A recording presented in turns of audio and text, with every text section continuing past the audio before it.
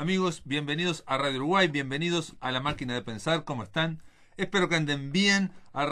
Llegamos al fin de la semana, hoy viernes, un viernes lluvioso aquí en la Ciudad Vieja. Les digo que hoy vamos a tener un programa especial, vamos a compartir con ustedes una charla que tuvimos en la Feria del Libro de Paysandú, hace muy poquito, con el escritor argentino Leonardo Oyola. Con él hablamos, con Leo Oyola, hablamos sobre sus novelas y sobre la historieta y los superhéroes. Así que los invito ya a escuchar esta charla con Leonardo Oyola. Amigos, bienvenidos a la Feria del Libro de Paysandú. Hoy es el último día aquí.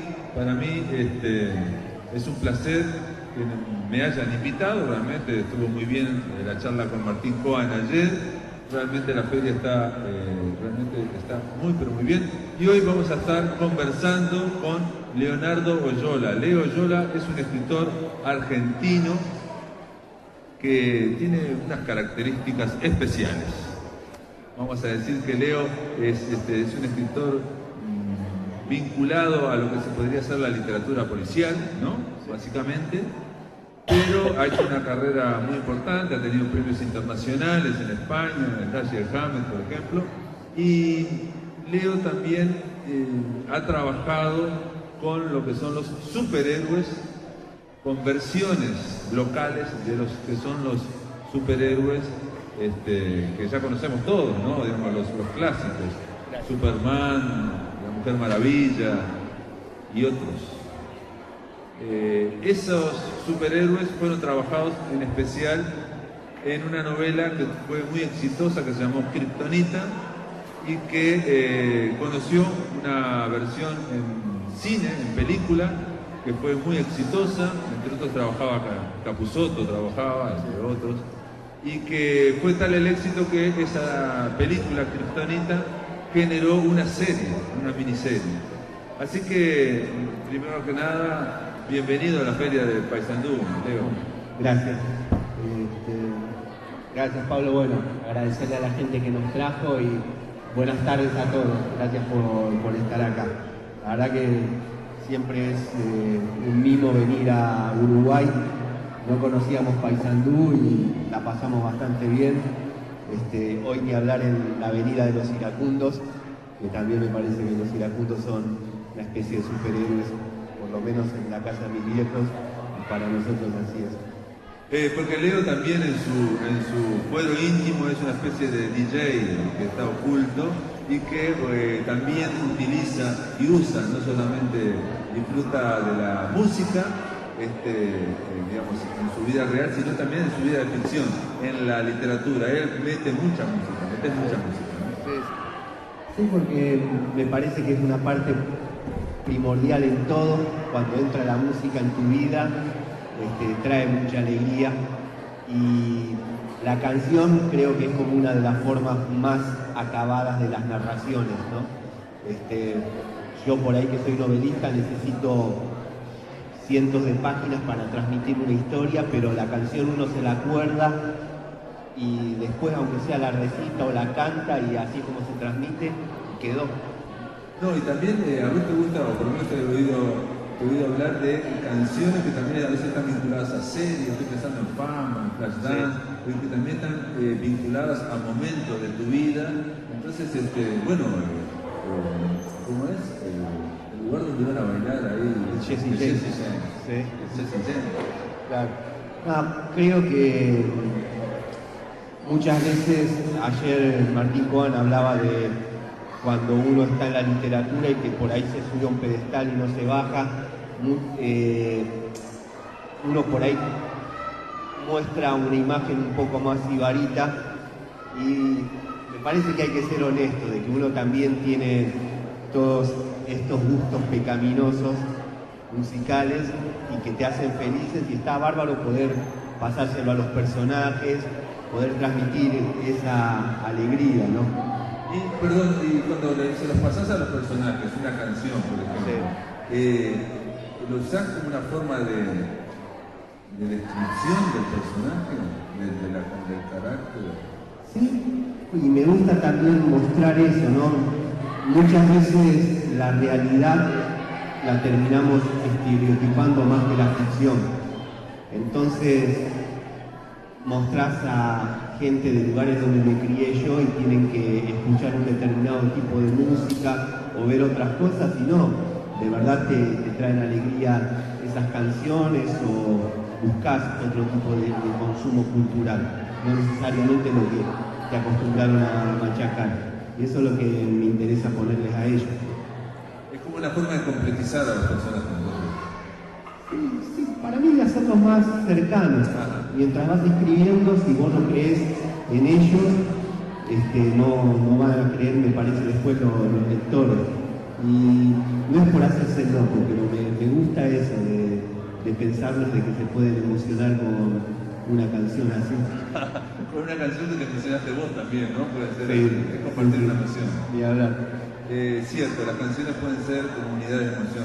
También a Leo Yola le gusta mucho el cine y hace lo mismo con algo similar a lo que hace con la música, con las canciones, que es, por un lado, obviamente es un sibarita en cuanto a que sabe ver buen cine, pero también reivindica el que podría ser un cine como de clase B, si lo quiere. Por ejemplo, el western, el spaghetti western. Sí. Nada, de todo eso me hace acordar a mi papá. Justo hablábamos también de esas cosas que uno comparte con la familia o todo. Mi viejo y mi hermano son hinchas de River Plate allá, son gallinas mal. Y a mí no me salió ser de ese cuadro. Entonces por ahí lo que compartían mi hermano con mi papá, yo lo compartía con mi viejo los sábados mirando en un ciclo que había allá, sábados de superacción, las películas de pistoleros. Y estaban esas emociones, ¿no?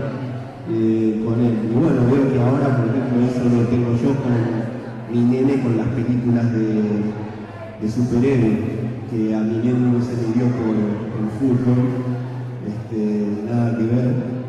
Anoche contaba que cuando tuve la suerte, la primera vez que me llevaron a España, le traje una pelota chiquita muy linda del Real Madrid, pero él no la usaba para jugar a la pelota. Él había visto Náufrago de Tom Hanks, me trataba como si fuera Wilson y esas cosas, pero cero amor hacia el fútbol. Donde estaban los... Pero sabía para qué se usaba la pelota, ¿no? Sí, por lo menos se sabía, ¿no? Era solitario, pobre, te hablaba. Bueno, pero no solamente en el cine, no solamente en el spaghetti western, bueno, tenés un programa que, así como en España le llamaron al western gazpacho western, porque se hacía en España, spaghetti western, que se hacía en Italia. Vos tenés un programa que se llama El Locro Western. Sí, en el que focalizamos la literatura, las series de televisión, las películas, las canciones que hablaban de la época del Far West, de los pistoleros y todo. Y bueno, cada vez que hago el programa, además que vuelvo a la zona oeste, porque es de una radio en una localidad que se llama Ituzaingó, aprovecho y voy a almorzar con mis viejos, así que es como una continuidad con eso. Bueno, y una de las cosas que yo le quería preguntar a Leo y Yola es su relación con lo que serían los superhéroes. Lo dije al principio que los superhéroes, obviamente estamos en una década en el que hubo un resurgir, un renacimiento tan impresionante, un desarrollo tan grande a nivel del cine de los superhéroes, que hasta voces como Steven Spielberg, por ejemplo, llamaron a decir que bueno, basta, esto va a caer, tiene que caer, no puede durar tanto. Y bueno, todo el planeta, o casi todos, estamos pendientes de esas películas de superhéroes. Y vos, en el caso de Kryptonita, usaste lo que serían los superhéroes, que no deja de ser algo creado en Estados Unidos, con una identidad norteamericana, con un ambiente norteamericano. Lo hiciste para recrear algo argentino, algo del conurbano. Sí, esa novela se llama Kryptonita y era la octava que yo estaba escribiendo. Y y el tema era que no quería repetirme con otras cosas que ya había hecho, y estaba también laburando para una colección que dirige un escritor argentino, Juan Sasturain, y Juan, que es director de la revista Fierro, en unas charlas me contó el concepto del Elseworld.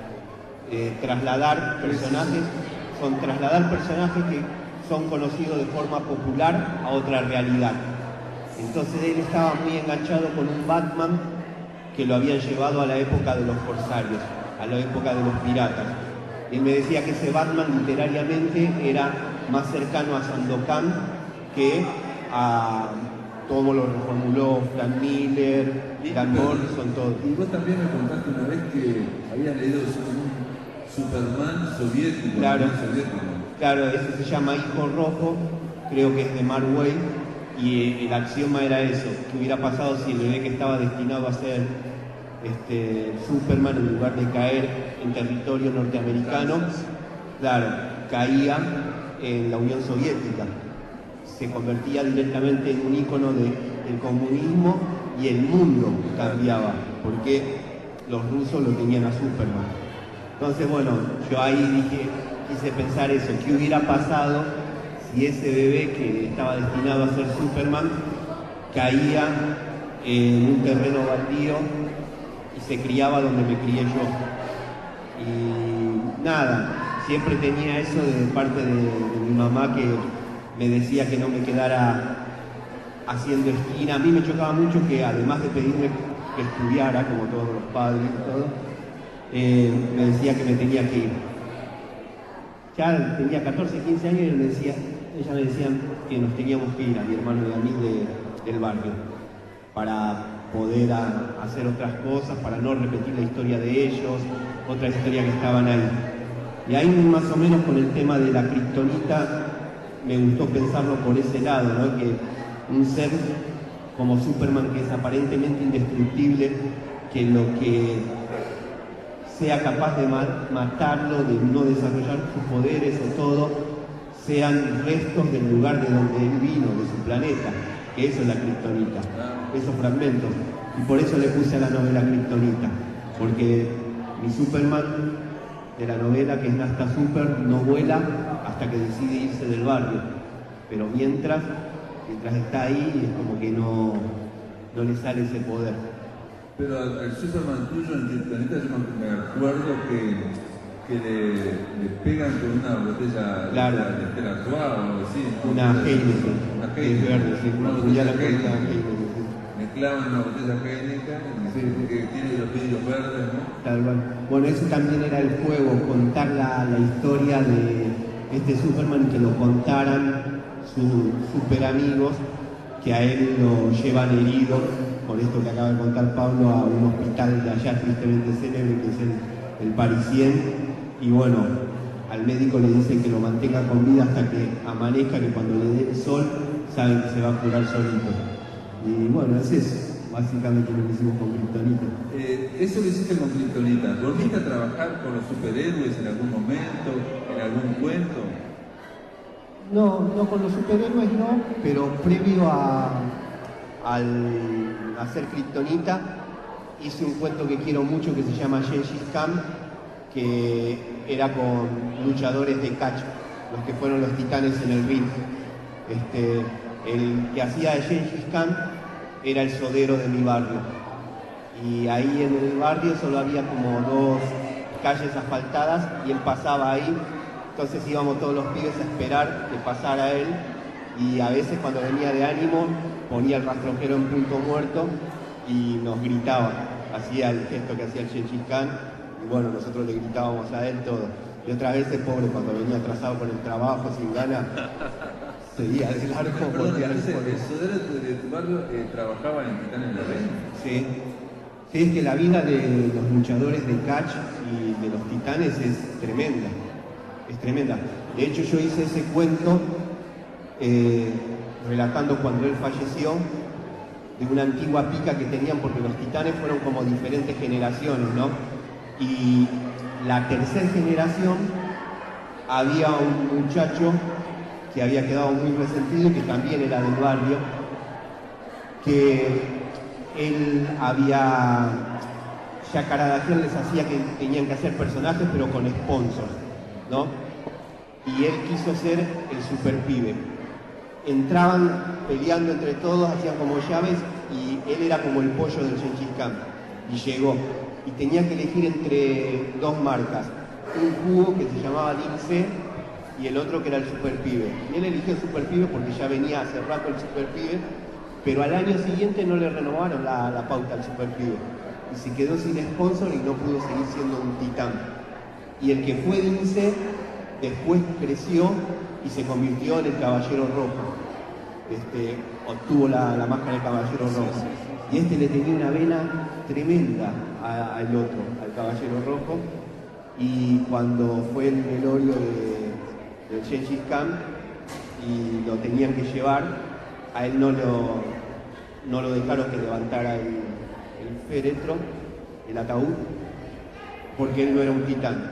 Entonces ya se querían agarrar a piña, todo dentro de los códigos de ellos. Sí, bueno, pero una vez más el tema de la derrota o el tema del fracaso, que también están los boxeadores también, y que no está, a ver, corregime si me equivoco, en el universo de los superhéroes. Sí, en el universo de los superhéroes hasta ahí nomás, o sea, cuando lo empezaron a humanizar en los 80, de Alan Moore en adelante, todos esos autores, creo que fue fundamental eso, que no fueran indestructibles, que tuvieran sus falencias, que uno en algún momento dejara de pensar son tipos con calza, con el calzoncillo arriba, todos son tranquilamente mi vecino o soy yo teniendo estas emociones mezcladas, ¿viste? Entonces, para mí fue fundamental descubrir esas historietas para ser Kryptonita, porque hasta ese momento tenía como otro imaginario, todo. Igual Kryptonita es como que en la cabeza, como todos los que nos dedicamos a escribir y hacía largo aliento, es como que había empezado mucho tiempo atrás, me sabía juntar con un grupo de amigos, entre ellos había un muchacho que es un gran historietista y que adaptó Kryptonita a la historieta, ahora está en historieta desde abril, que es Max Aguirre. Él hizo la historieta de Citarrosa acá. Sí, con Santuro, con Santuro. Sí. Y bueno, el que terminó siendo el padrino de mi nene, que sabía mucho de historietas, un día nos juntábamos los lunes a hablar de fútbol, cosa que es entre tipos, y viene él y nos dice, hoy cumpleaños Christian Bale. Nosotros decimos, qué bien, ¿por qué debería de importarnos eso todo? Porque Christian Bale nació el 31 de enero de 1974. Nosotros decimos, ¿y qué tiene que ver eso? Por primera vez somos más grandes que Batman. Te juro que nos mató. Porque es tremendo darte cuenta. Para mí jamás había pensado en la vejez hasta que me di cuenta que era 2 años más grande que Batman. Amigos, continuamos escuchando la charla mantenida en la Feria del Libro de Paysandú con Leonardo Oyola. Nada, fue durísimo. Él después me regaló para escribir. Soy más mayor y soy más fuerte que Batman, podría decir también. No, que Batman es Batman, ¿viste? No sé. Todas las encarnaciones que hay de Batman son buenísimas, ¿no? O sea, nosotros crecimos con el Batman que baila.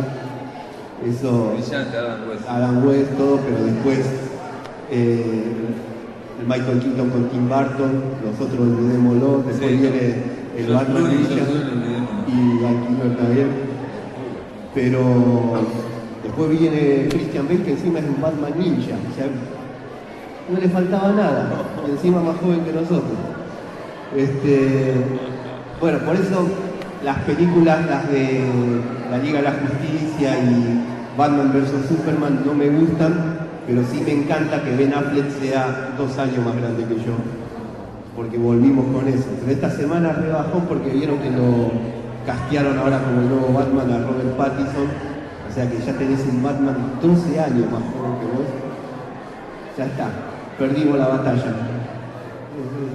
Robert Pattinson, que es el de la saga del Crepúsculo, ¿no? Sí, pero un gran actor. Y trabajó con David Cronenberg también. Sí, pero tiene una película que se llama La ciudad perdida de Z, hace un personaje secundario increíble, tremendo.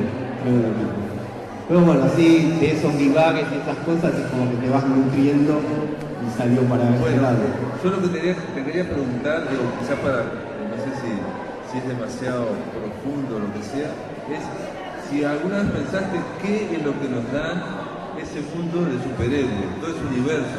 En las últimas películas de los Avengers, que estamos hablando de grandes superproducciones, 2 películas de 3 horas, que de última son una sola película, o una película como si fueran 2 episodios de una serie, ¿no? De hecho, parece, uno habla de Game of Thrones y también la producción ya no es la de una serie, sino la de una gran película, ¿no? Que vaya a pasarse por televisión. La pregunta es, ¿qué te parece que ve la gente, vemos nosotros, en que una y otra vez estamos como, digamos, consumiendo lo mismo en distintas formas, ¿no? Porque son estos superhéroes, con estos problemas. No, a mí me parece, sobre todo lo que es la ficción, ¿no es cierto? Y el tema de los superhéroes son en algún punto como santos populares. Entonces, mismo con los colores, las cosas, todo, pero que básicamente lo que nos piden a nosotros es que creamos en ellos. Creamos que van a llegar a salvar el día, que van a llegar a salvarnos del villano, al mundo, lo que sea, y que van a estar ahí. Entonces, me parece que ese es el primer contrato que hacemos con ellos, y también desde una primera niñez, una primera juventud, lo que sea, y bueno, uno después va creciendo con esos superhéroes. Cuando sos chico te interesa la indumentaria, las cosas, todo. Después lo vas leyendo, después vas viendo la historia, vas viendo las películas, y me parece que ahí vas creciendo en compañía de ellos y vas mirándole otras cosas, que son como las más interesantes. Pero lo buenísimo que pasó con todo lo que es específicamente el universo cinematográfico Marvel es que obviamente empezaron haciendo algo buscando dinero, buscando algo que jamás pensaron que iba a tener este límite tan grande, pero que le pusieron corazón. Respeto a los lectores, respeto a los fanáticos, pero sobre todo a esos personajes que estaban ahí para desarrollar todo. Y donde podrían haber hecho películas más de taquito, más tranquilas o todo, sobre todo las últimas 2 de Avengers, se jugaron un montón y transmitieron un montón de cosas que son enormes. Mi hijo vive con la mamá en la costa, lejos de donde vivo yo. Entonces se formó como un ritual de que vamos a ver estas películas, todo. Y nada, mi nene va a cumplir ahora 14, pero fueron como 10 años de todo eso. Sí, son 10 años. Y la sabemos ver 2 veces la película porque él ahora ya hace varios años lee el subtitulado, pero él como que tiene nostalgia de escucharle las voces de cuando los conoció. Entonces es toda una experiencia ver la película 2 veces, sobre todo porque se repitieron ciertos patrones entre Avengers Infinity War y Avengers Endgame. La primera vez que la vemos, las 2 películas, alerta meteorológica, lluvia, éramos pocas personas en el cine, todas. Y cuando fue Avengers Infinity War, había una señora con el hijito, y cada vez que Thanos iba matando a alguno de los héroes, el nene pegaba un grito que era ¡mamá! Así, y daban ganas de decirle a la señora, suba y cáguelo a palo a Thanos porque es lo único que nos queda. Y porque pasa eso, ¿no? O sea, te fallaron tus superhéroes y lo único que te queda es tu mamá. ¿Entendés? Y nada. Y ahora cuando... Perdón, y una de las cosas en este caso de Avengers es que no estamos, me parece a mí, por primera vez frente a malos humanos. No. Eso es lo más escalofriante del tema, ¿no? O sea, lo que hace Thanos es plantear que la humanidad es demasiado, que se están acabando todos los recursos, y la solución que plantea él es eliminemos a la mitad de todos los seres vivos del planeta. De todo. Y uno piensa que él está aplicando una lógica. Terrible. Brigitte Bardot y un pis por ahí. No sé, pero va por ahí. No, es tremendo. Tremendo eso. Bueno, en Avengers Endgame, justo coincidimos de vuelta con esa madre de ese nene. Y esta vuelta la que estaba mal era la madre, porque le decían, pero ahora va a vivir ¿no? Y ella decía, el nene le decía, mamá no murió, ya murió, sí murió, no lo reviven. Y nada, me parecía fantástico eso, cómo estabas comulgando con todo ese tema, ¿no? Le pusimos a la charla también spoilers porque hay cosas de la película que, no sé, para hablarlas son muy emocionantes, pero por las dudas, sin tirar cosas. Pero para mí, ver esta última, y sobre todo en un momento que uno de los personajes emblemáticos puede levantar el martillo de Thor en una escena que es increíble, fue cuando yo volví a conectar como cuando era chico. Una vez estábamos haciendo tiempo para ir a unos cursos y estábamos todos en un bar viendo un partido de River contra la selección de Polonia, y fue el que hizo Francesco y el gol de chilena.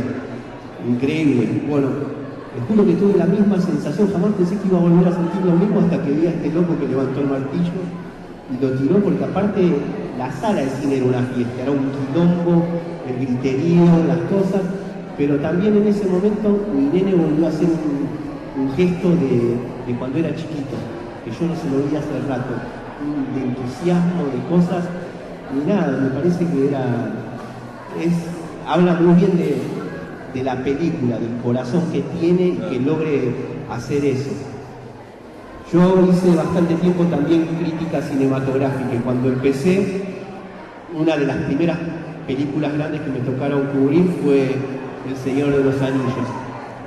Y justo en mi país había pasado la crisis del 2001, estaba todo muy mal y había varios periodistas que habían perdido su fuente de trabajo, pero las distribuidoras los dejaban que siguieran viendo las películas para que no se deprimieran. Y había un crítico que era una celebridad, Leo Salas, que ya tenía más de 80 años, pobre, caminaba muy lento con bastón, y estábamos viendo en el microcine de la distribuidora la película, y justo el momento en que Gandalf pelea contra el Balrog sobre el puente, que él parece que lo vence, y cuando va cayendo el Balrog le tira el latigazo y lo trae. Primero que se alcanza a ver que le tira el latigazo el tipo, y Leo Salas se levanta y le grita cuidado. Fue hermoso, porque vos decís, ese tipo que vio prácticamente todo el cine que existió, todo, se emociona con un nene. Claro. La gana de abrazarse. Sí, puedo decir que conecta con una emoción primordial, digamos, de esa persona que por más que tenga un desarrollo intelectual de 80 años, logra conectar con esa... Sí, te olvidas de las apariencias, te olvidas de todo, lo que querés es que zafe el otro del latigazo. Es muy lindo. Como un niño, también se ha criticado de que esto puede llevar a una infantilización del fútbol. No, a ver, creo que hubo otros intentos, sobre todo con las películas de superhéroes, que eran más telefilms en los 80, mediados de los 90, que sí lo trataban como eso, pero porque también no había una distancia, todavía en años no estaba el delay necesario con las grandes obras que cambiaron el panorama de la historieta del cómic. El desembarco de los guionistas británicos, Alan Moore, Grant Morrison, Neil Gaiman, a todo esto era reciente. Entonces ellos lo único que asociaban, y por eso el infantil, era a la pelea, a hacer esto, no. Y las películas estas fueron ganando cuando le fueron metiendo más humanidad, cuando le fueron metiendo más conflicto a los personajes. En este último bloque, amigos, espero que les siga interesando, porque realmente la charla está muy interesante, valga la redundancia, con Leonardo Oyola allá en la Feria del Libro de Paysandú. qué pensás? Porque yo pensaba viendo Avengers que de alguna forma representan también como emociones básicas de cada uno. Pensaba en la mitología romana, la mitología griega, ¿no? Que vemos a los dioses y los vemos en su costado a veces más débil, ¿no? O sea, vemos fortalezas, son inmortales, pero a veces son mezquinos o son celosos. Sí, no, es que de por sí los cómics cuando arrancaron, y ni hablar con Stan Lee, tenían una fuerte impronta literaria. O sea, el Hulk es un mix del jorobado Notre Dame y de Frankenstein. ¿Hulk? Sí. Sí. Sobre todo los primeros episodios tiene eso. Después se va ajustando el personaje y va teniendo cosas. Thor, la mitología nórdica, y así varios. El propio Thanos también, ¿no? Sí. Los hermanos el hermano malo de Thor también. Loki. Sí. No, ni hablar. Y Thanos tiene una gran frase, ya estaba en la historieta y acá en la última película, para definirlo algo como un dios, ¿no? Eso de que soy inevitable. Solo Shakira. No, Jack London escribía sobre el inevitable hombre blanco, ¿no? Sí. O sea, cuando parecía que era inevitable, o sea, cuando un hombre blanco venía otro y otro. Entonces, vos pensás que los superhéroes de alguna forma representan lo más básico nuestro. Y a manera universal, ¿por qué conectar todo el mundo con ellos? Por más de que en un momento hayan sido propaganda patriótica, muchos en otras décadas, ¿no? En sus comienzos, ¿por qué un chico quiere creer en el Capitán América acá? O en Indonesia. Porque tiene ciertos valores, muchas veces es una palabra muy maleable, pero que uno quiere tener esa identificación. Y esto de la humanidad, todo. Creo que uno se divierte un montón con Thor en la última película y uno dice, yo quiero ir a tomar cerveza y a jugar Fortnite con Thor. Es impresionante, como dieron vuelta. Bueno, ahí está, el tema del personaje.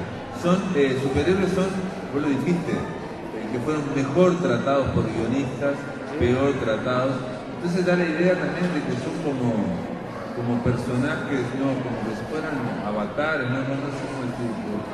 En la comedia del arte, por ejemplo, en el Renacimiento, estaba el que hacía ¿cómo es? Dos o tres personajes que una y otra vez todo el mundo los usaba.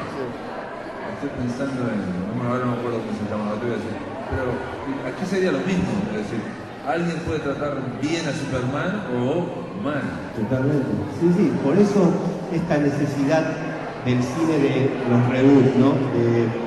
El Superman Regresa de Bryan Singer no funcionó y bueno, 5 años después, Hombre de Acero, y parecía que iba a funcionar y tampoco.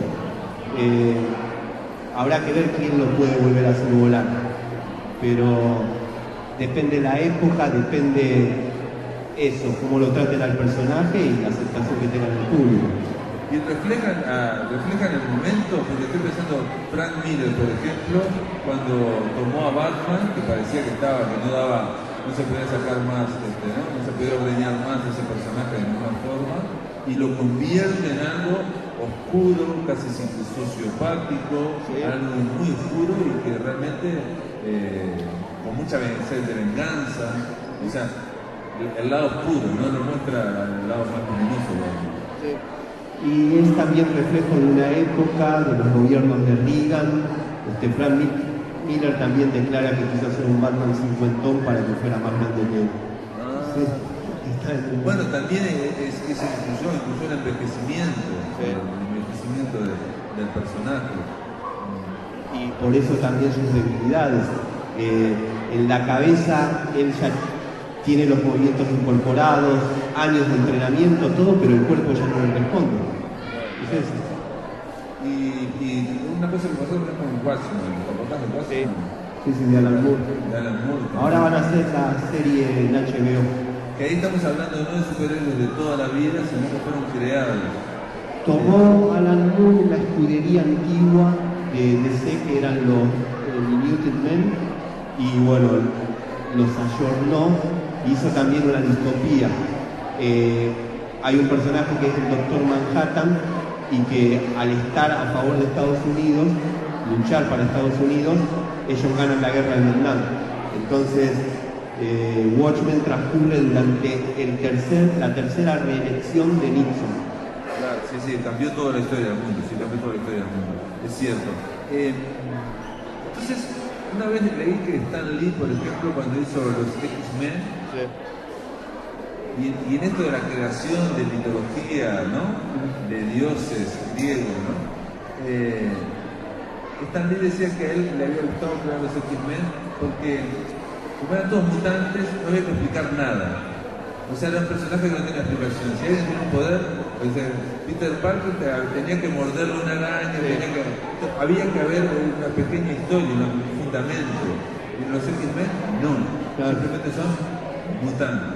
Sí, ahí hay algo que también me parece que le ayudó el factor suerte, porque es lógico también, ellos venían sintiendo un agotamiento de una fórmula desde el Hombre Araña, pero los Cuatro Fantásticos también, todos, cada uno siempre explicando por qué adquirieron esos poderes, el mismo Daredevil, todo, y después dijeron, no, listo, esto ya viene así de fábrica y otra cosa.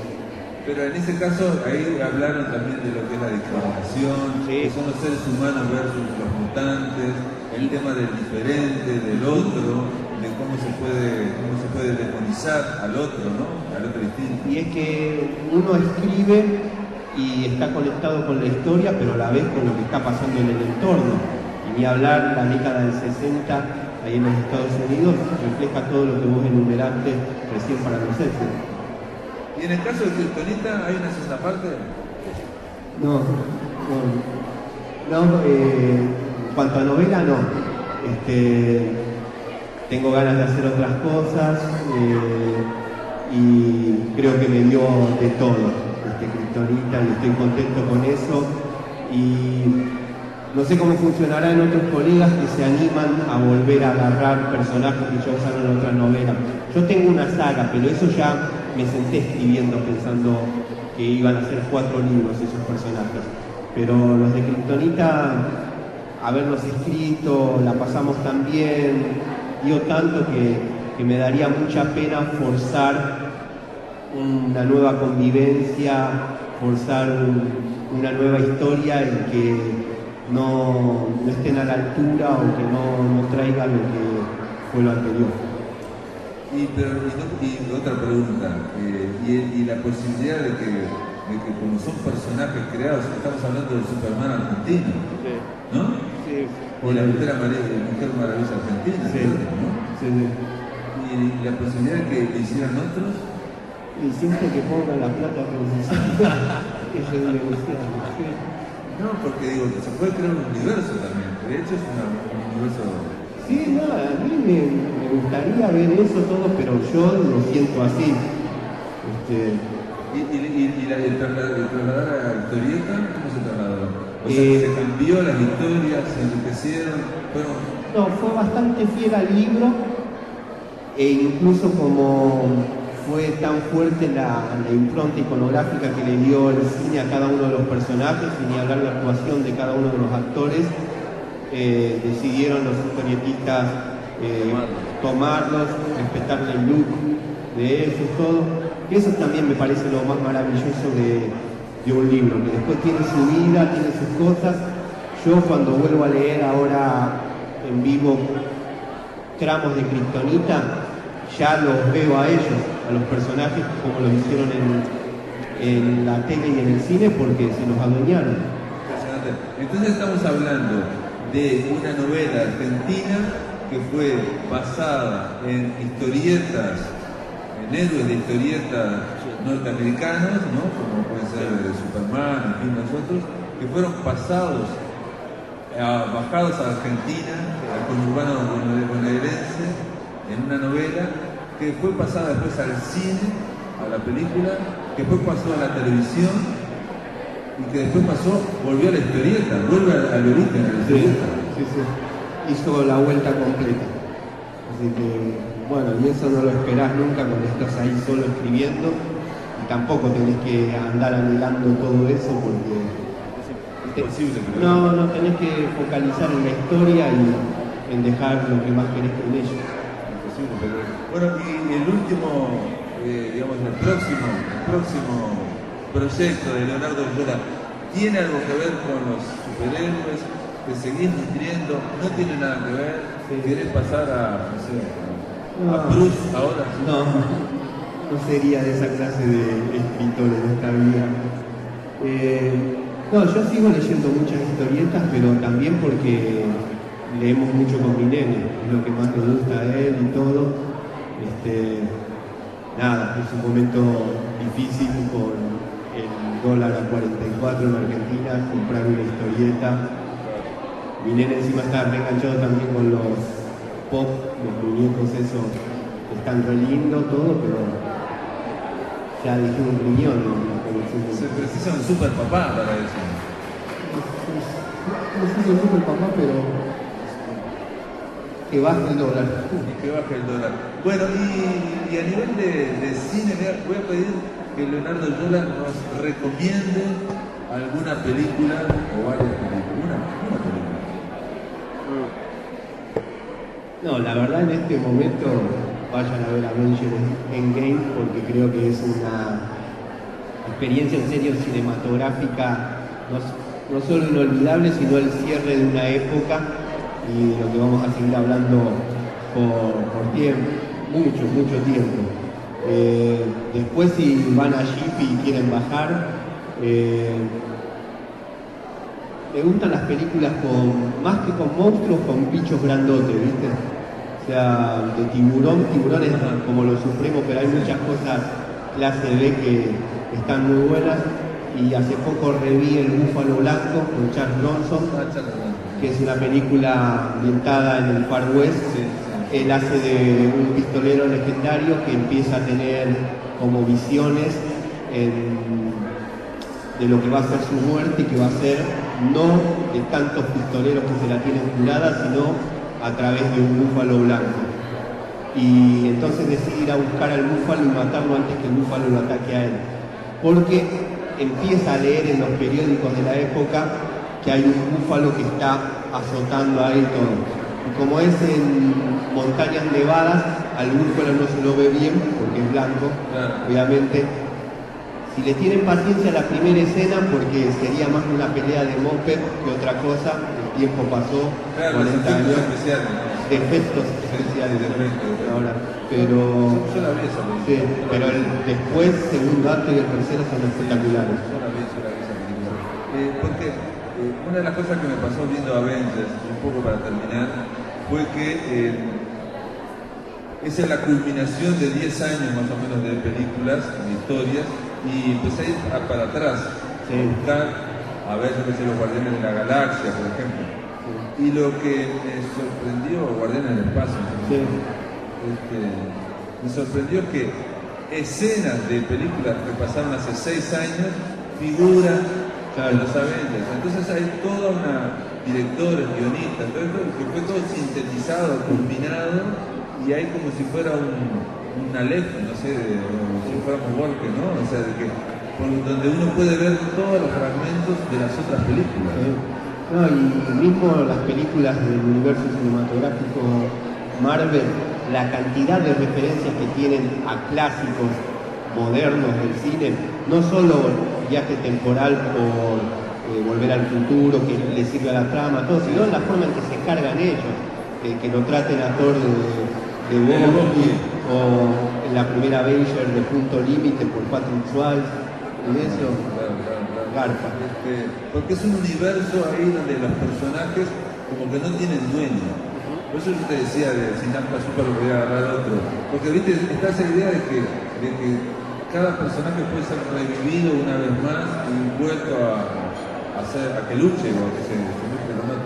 Sí, no, para mí es buenísimo, pero vuelvo a repetir mientras me pongo la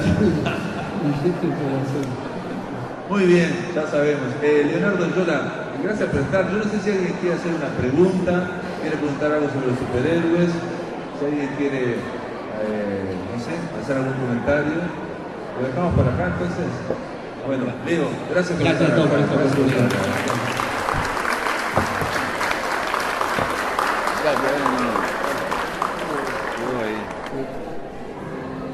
Amigos, espero que les haya gustado. A mí me pareció un gran encuentro este que tuvimos con Leonardo Oyola allá en la Feria del Libro de Paysandú. Se terminó la máquina de pensar. El lunes continuamos aquí por Radio Uruguay a partir de las 19 horas. Que lo pasen muy, pero muy bien.